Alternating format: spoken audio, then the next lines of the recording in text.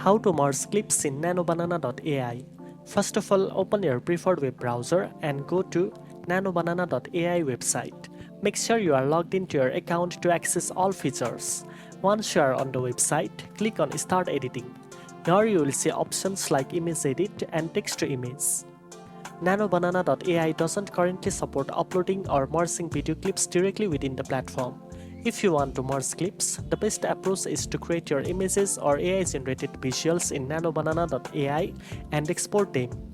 Then use external video editing software to merge your clips, add transitions, and combine your AI-generated images with video footage. This allows you to take advantage of NanoBanana.ai's powerful AI tools while producing professional merged videos.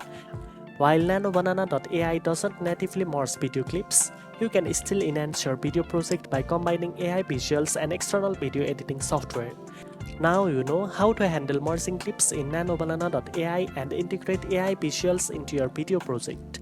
If you found this tutorial helpful, don't forget to like, share and subscribe for more tech tips. Thanks for watching and I'll see you in the next one.